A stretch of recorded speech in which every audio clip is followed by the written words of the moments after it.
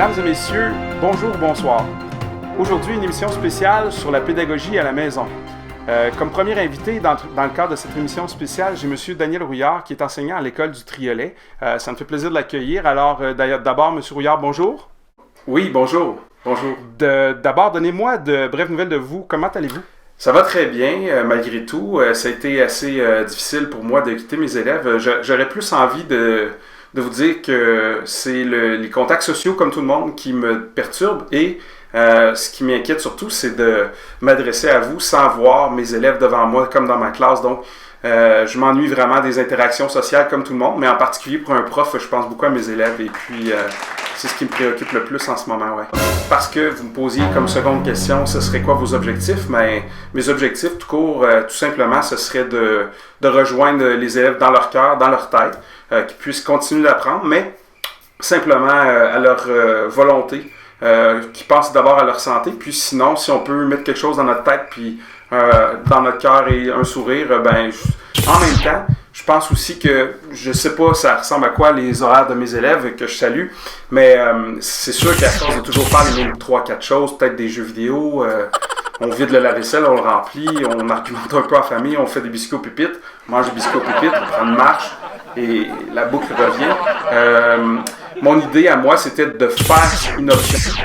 Et puis, si ça leur donne une petite nostalgie ou que ça les ramène à quelque chose, un souvenir heureux, qu'ils vont retrouver un jour dans leur vie et dans leurs études, peut-être même cette année, ça serait étonnant, mais en tout cas, croisons-nous les doigts. Les travaux, lecture ou devoirs sont-ils obligatoires? Rien d'obligatoire, tout optionnel, soyez rassurés. Merci de nous avoir parlé, bon courage et à la prochaine. Bon courage à mes élèves, aussi salut aux parents et à toute autre personne qui me regarde qui ne serait pas nécessairement du Triolet. Merci M. Rouillard. Alors, on va maintenant passer à la capsule pédagogique proprement dite. Puisque M. Rouillard en a fait, nous pourrions passer à la suite de ces cours d'histoire. Merci et à bientôt.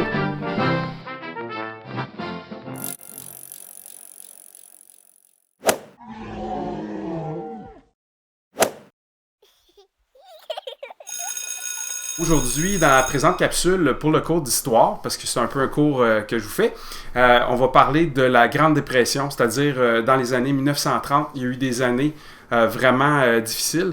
On va parler des conséquences, mais aussi surtout des solutions. Le docteur qui a trouvé une solution à la Grande Dépression, c'est un économiste anglais du nom de John Maynard Keynes. Alors lui, en gros, il a décidé d'aborder l'économie puis les comportements humains comme une personne. Vous savez qu'en économie, souvent, on dit des mots comme crise, dépression, grande noirceur. Il y a beaucoup de mots de l'économie qui ressemblent à des situations de notre vie humaine en psychologie. Donc, John Maynard Keynes a décidé d'aborder une solution à la Grande Dépression, un peu comme si on soignait quelqu'un ou qu'on voulait réconforter quelqu'un qui va moins bien. Et puis, je pensais jamais faire ça.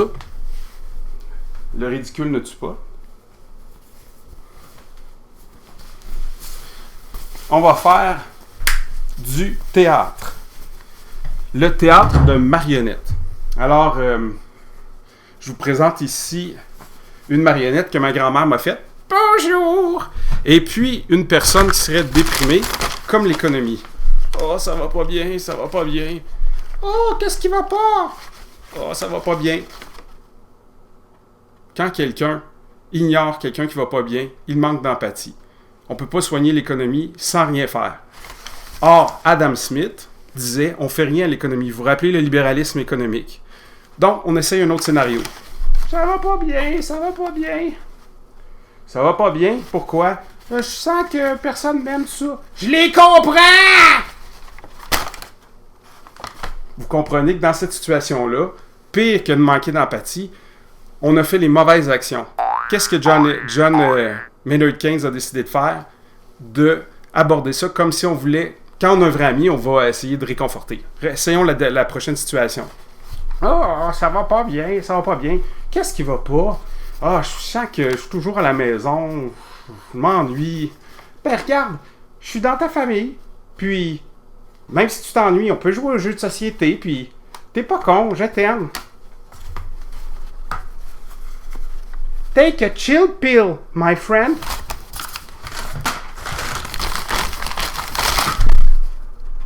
Ouh, ça va mieux! Yes, ça va mieux! L'économie c'est pareil comme pour les personnes. Une économie déprimée a besoin de stimulants économiques. Ça va être ce qu'on va regarder aujourd'hui. Mais avant toute chose, un petit récapitulatif sur ce qu'on avait vu dans les dernières capsules, comme les années folles.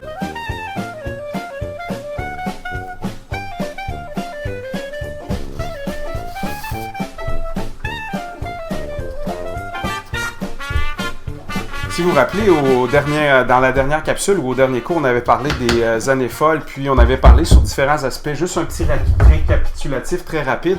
On avait dit que les années folles, c'était une année qui ont permis aux femmes de s'émanciper. On avait parlé aussi que dans les arts, ils portent bien leur nom, les années folles, avec des danses comme le Charleston. On avait parlé dans les sports, des sports qui commencent à être de plus en plus populaires, comme le Tour de France. On avait parlé aussi du surréalisme avec notamment Salvador Dali. Ici, j'ai essayé de mettre l'image, mais c'était pas fameux, fait que je vous présente ici un exemple de surréalisme. Hein, ça le dit, on est complètement dans la folie qui est hors du réel, c'est surréaliste. Sinon, on avait aussi montré qu'on avait une vision qui permettait de voir un avenir toujours meilleur, genre avec la robotisation. Puis on s'est dit même que ça va probablement être une façon de faire qui va être une société, comme une société des loisirs où on s'amuse. Bref, on a une situation où il y a beaucoup d'effervescence, comme les bulles dans du 7-Up, il y a de l'effervescence. Ça pop, tout roule. Et puis, on va dire que c'est une vision ultra positive du monde et que tout va bien. Au niveau économique, si je vous montre le graphique des années 1900 jusqu'au crash boursier de 1930, vous voyez vraiment que la folie était la même chose. En fait, le lien entre les arts et l'économie et la facilité de faire toujours plus d'argent facilement, c'était vraiment aussi fou. C'était une effervescence qui était appelée à exploser. D'ailleurs, magie. Ce qui était ici, nous autres, on connaît un peu l'image, vous la voyez. Et puis, c'est des années qu'on a appelé la Grande Dépression. Alors, pour cette Grande Dépression-là, en fait, ce qu'on avait convenu, c'est qu'il y avait un effet de gonflement. C'est comme si des gens qui connaissaient la bourse incitaient d'autres gens à arriver. Et quand monsieur, madame, tout le monde est arrivé, ça a créé un effet de bulle. Et on avait dit, pow, la bulle, elle pète éventuellement. Les gens, comme des moutons, achètent beaucoup d'actions et tout ça a pété. Maintenant, la question qu'on se pose à ce propos-là, c'est vous aviez un petit devoir que je vous avais donné qui était quelles sont, dans le fond, les conséquences de la Grande Dépression, c'était dit sur le plan social, économique, au niveau de l'emploi, puis un peu de contexte. Alors, si vous permettez, je vais avec vous corriger cet exercice-là pour ceux qui l'ont fait ou donner les réponses pour les autres, puisque c'est optionnel, et on continue par la suite. C'était à la page 15, donc cette correction-ci. Je m'amène avec vous pour le regarder. Donc, commençons sur le plan social, les conséquences de la Grande Dépression. Simplement, avant de commencer la correction, vous dire que quand même, la Grande Dépression, c'est pas seulement le crash boursier qui a créé la Grande Dépression, mais ce sont ses effets. C'est-à-dire qu'aux États-Unis, quand il y a eu le crash boursier, beaucoup de gens ont retiré leur argent des banques. Les banques ont manqué de liquidité, notamment. Les entreprises aussi ont de la difficulté à arriver, à trouver un bassin de consommateurs. Il y avait une surproduction. Donc, les banques cherchent de l'argent, les entreprises. Les banques américaines, notamment, vont essayer de rapatrier d'Europe des prêts qu'ils avaient faits à des pays d'Europe ou à des entreprises européennes. Et là, vous voyez qu'il y a un effet de contagion entre les États-Unis et le monde. Et puis, c'est pour ça qu'on va vraiment dire que c'était une grande dépression et aux lourdes conséquences. Sur le plan mondial, bien entendu. Et sur l'aspect, pour ce qui est de l'aspect social, bien, en fait, si vous voulez, là, vous pourrez faire une capture d'écran à la fin parce que je vais aller très vite pour économiser du temps. Donc, on va retrouver beaucoup de contestations parce que les gens ils ont de la difficulté à pouvoir se nourrir, se loger convenablement. Il faut dire qu'il n'y avait aucun programme social à cette époque-là quand on perdait notre emploi. À la différence, dans ce moment, on voit qu'avec la crise actuelle au Québec et au Canada et dans beaucoup de pays, il y a des programmes sociaux qui sont donnés, mais pas à cette époque-là. Donc, on y reviendra plus tard. Il y a des pertes de biens pour les familles, comme il y en a qui sont expropriés de leur logement ou qui perdent leur maison. Il y a un appauvrissement des familles, exemple le prix du lait qui monte. Et ce qui signifie que sur le plan social, on va se retrouver vraiment avec des gens qui sont totalement dépendants de la charité, exemple des soupes populaires. Sur le plan économique maintenant, il y a une hausse spectaculaire du chômage. On va parler de plus de 25%, presque 30% durant beaucoup d'années, exemple aux États-Unis ou ici même au Québec. Faillite d'entreprise, donc il y a un lien avec le chômage, les faillites d'entreprise. Aussi, échec du capitalisme à la Adam Smith, c'est-à-dire que l'idée de laisser faire l'économie et de ne pas intervenir, ça a fait en sorte que les gens étaient dépendants, comme on se le disait, de l'entraide et de la charité. Autrement dit, il faudra améliorer, corriger les problèmes du capitalisme. Juste avant de faire ce lien-là entre arranger le capitalisme de l'époque, là, qui est le système économique de l'époque, qui est encore le même aujourd'hui, mais qui a des ajustements pour lesquels il y a eu des ajustements, pas à l'époque. Il y avait des pertes massives d'emplois. Vous allez dire, c'est quoi? C'est pas la même chose, Daniel, des pertes massives d'emplois et hausse de chômage? Oui, c'est que c'est à la fois économique et sur le plan de l'emploi, les deux auraient pu être dans les deux cercles si vous avez fait ça de cette façon-là. Sinon, pour conclure, en fait, on va se dire que des interventions économiques et sociales, ça aurait dû être fait par l'État et c'est de cette manière-là que ça va être corrigé avec la prescription de John Maynard Keynes dont on va parler très très bientôt dans cette capsule. Donc, qui sera le médecin pour la maladie qui a affligé toute la société et les conséquences? On est rendu à cette partie-ci. Alors, le médecin est Monsieur John Maynard Keynes, qui, lui, a fait un peu ce que je vous disais en introduction. Quand quelqu'un est déprimé, si on veut être gentil avec la personne, on va l'encourager, on va lui donner des gentils mots ou ce qu'il faut pour s'en sortir. Et puis, on essaye de faire un sourire et d'être gentil de telle sorte que la personne va redevenir de bonne humeur. Fait que l'économie, dans une grande dépression, John Maynard Keynes, c'est exactement ce qu'il a proposé. Son principe de base est le suivant. Quand on regarde un graphique pour la croissance économique, pas la bourse, il va toujours avoir sur un axe le PIB qui est exprimé en dollars, exemple pour un pays, et sur l'autre axe, il va avoir les années. Donc, pour la Grande Dépression, là, ce que ça a donné, vous l'avez vu, le graphique, c'est à peu près ceci. Alors, John Maynard Keynes, lui, ce qu'il dit, c'est, en fait, si vous me permettez, oubliez ce qui est ici. Tenez compte de ma belle petite flèche que j'ai faite. John Maynard Keynes, lui, ce qu'il dit, un peu comme pour un avion, il va proposer d'éviter qu'il y ait de la turbulence quand un avion se promène. Puis c'est ça qui est dangereux pour l'économie. Comme en avion, c'est pas confortable quand il y a on dit des poches d'air, mais en réalité, la turbulence en avion, c'est pas agréable. Alors lui, il va vouloir que l'économie ait une croissance régulière. Et puis s'il y a de la violence, il va demander au gouvernement, à la différence de Adam Smith, qui lui disait aucune intervention du gouvernement. Lui, ce qu'il va dire, c'est au contraire, les gouvernements doivent venir faire en sorte d'adoucir le vol. Donc, je reviens avec mon tableau, avec ma petite flèche que je présentais. Oubliez la ligne noire en dessous. On a le PIB d'un côté, on a les années de l'autre côté. Alors, si vous comprenez, ce que lui propose, c'est de faire des interventions pour adoucir la croissance économique, pour freiner une croissance trop abrupte, comme ce que vous avez vu ici. C'était vraiment une croissance trop abrupte. Mais aussi, quand l'économie est déprimée, il va demander au gouvernement d'intervenir de telle sorte qu'on va avoir une croissance qui va avoir des petites fluctuations, comme un avion, mais qui vont être vivables et qui vont permettre qu'il n'y aura pas de gros problèmes sociaux comme ceux qu'on a vus précédemment.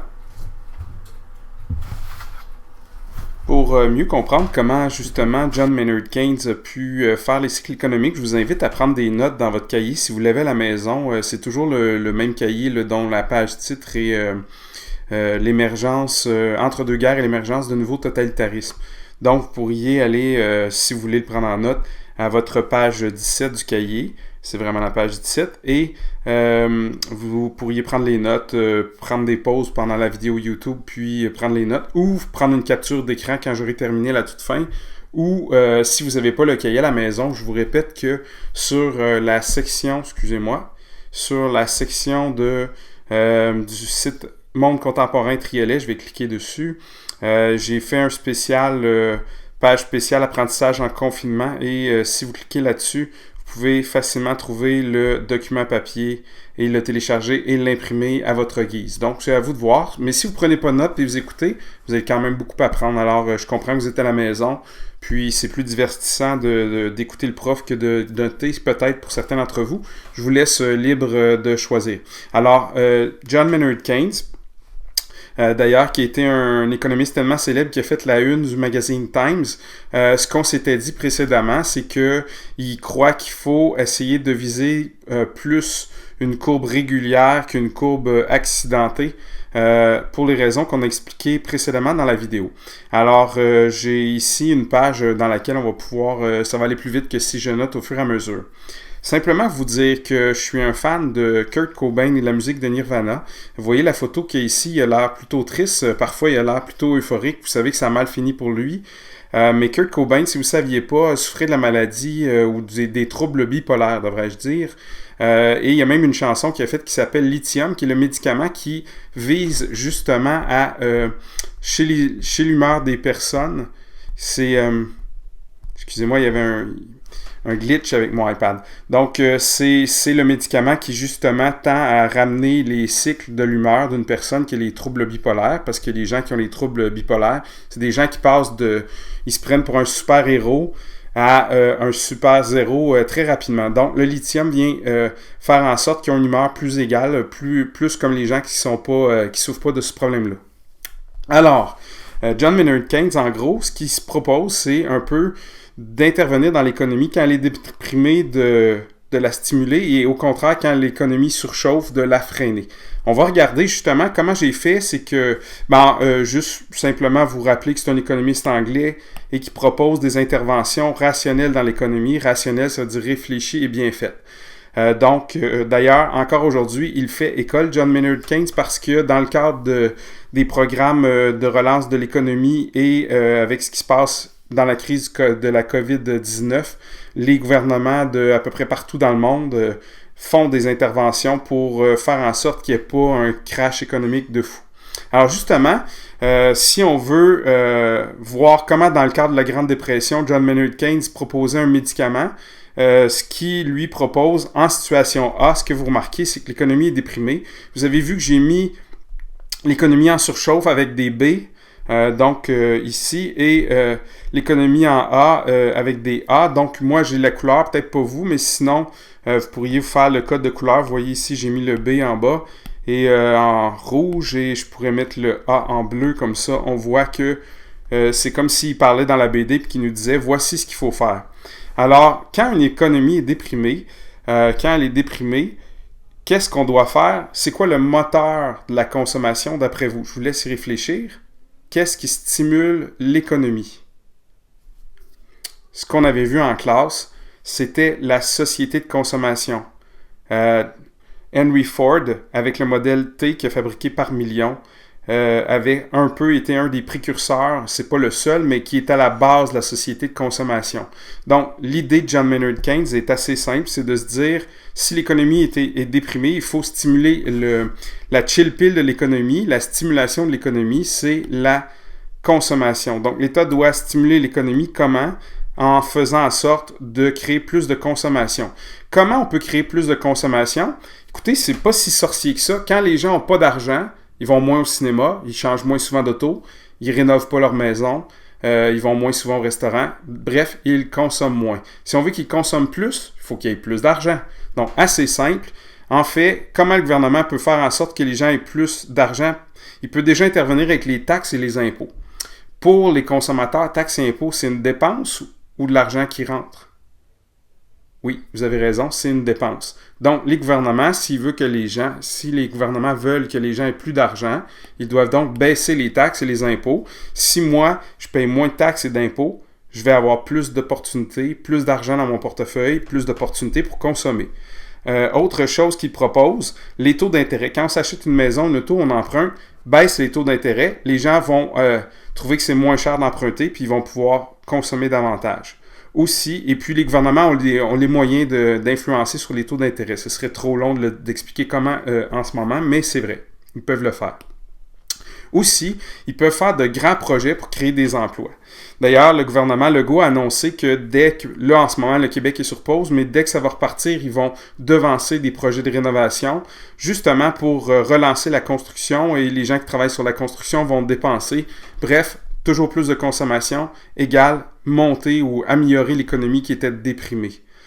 Enfin, il pourrait aussi faire en sorte d'augmenter les dépenses dans des programmes sociaux. Si les gens, à l'époque, dans les années 1930, la Grande Dépression, il n'y avait aucun programme, les gens mendiaient, ils étaient dans les soupes populaires, comme on l'avait vu précédemment. Donc, si on augmente les dépenses dans les programmes sociaux, les gens, quand ils perdent leur emploi ou qui ont une situation désastreuse, comme en ce moment le gouvernement canadien qui donne le programme de 2000 $ par mois pour les gens qui ont perdu leur emploi violemment dans le cadre de la COVID-19. C'est la même idée. L'idée, c'est qu'il n'y ait pas un désastre absolu de l'économie. Si on revient sur notre graphique, je vous rappelais tantôt que ce qu'on vise, c'est une stabilité. C'est la ligne qui est ici en vert.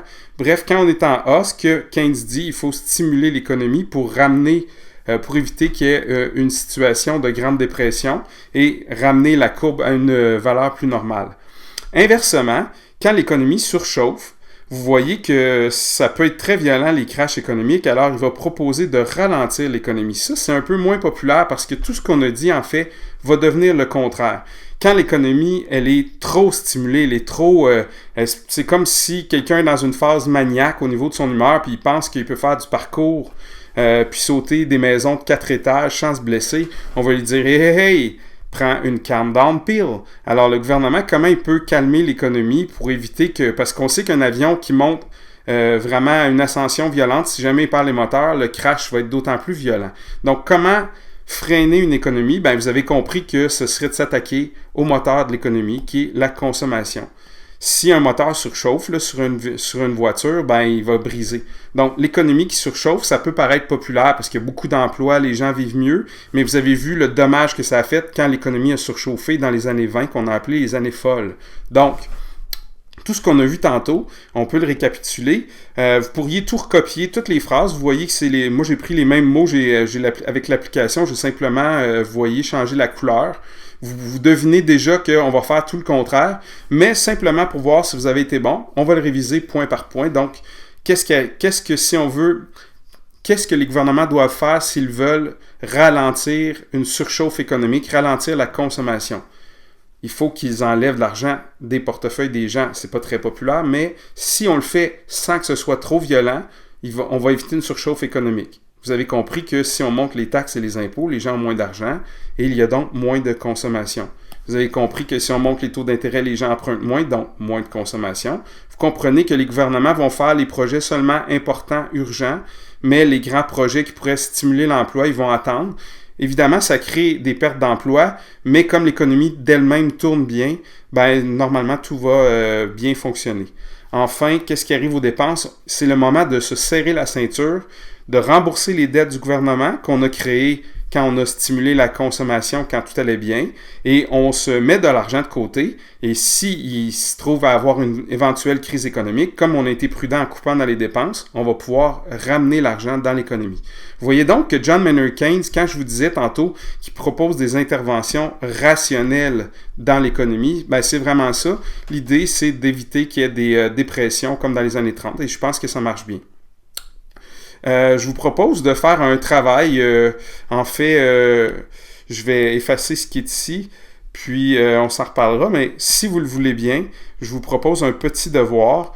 Ceux qui le veulent bien, vous pourriez lire la page 18 de votre cahier et ensuite répondre à la page 19. Alors, comment ça fonctionne? C'est de voir comment les pays démocratiques comme les États-Unis et la France, dans le texte, c'est spécifié, et comment les pays non démocratiques de l'époque, comme l'Italie fasciste de Mussolini et l'Allemagne de Adolf Hitler, c'est d'aller trouver des politiques, donc des actions que les gouvernements ont mis en place, trouver quelques exemples, vous pouvez vous mettre des petites flèches en lisant le texte et ça devrait bien se faire.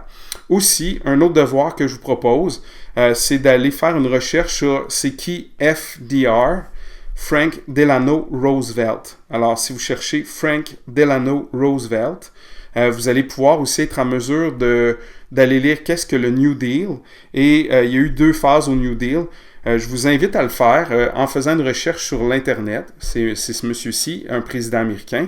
Vous pourrez faire la recherche complétée et on pourra s'en reparler lors de la prochaine capsule.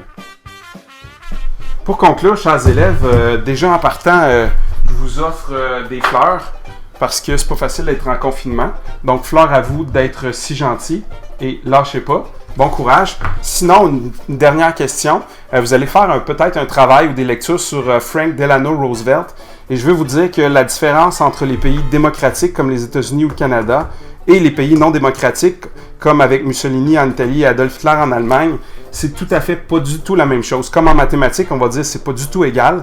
Alors la prescription de Keynes d'intervenir dans l'économie puis de redémarrer le capitalisme puis de le réformer, ça a été la vision de Frank Delano Roosevelt. C'est ce que vous allez voir en faisant vos lectures, si vous les faites.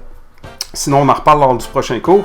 Et puis, du côté des régimes fascistes de l'époque, ben, la solution a été plus de trouver un médicament qui était de dire on va faire une économie de guerre, exemple. On s'en reparle dans d'autres capsules parce qu'on s'en va tranquillement, pas vite, vers la question de la montée du fascisme en Allemagne avec l'apparition au pouvoir avec la prise de pouvoir par Adolf Hitler et le déclenchement de la Deuxième Guerre mondiale. Encore une fois, des fleurs à vous et puis au plaisir.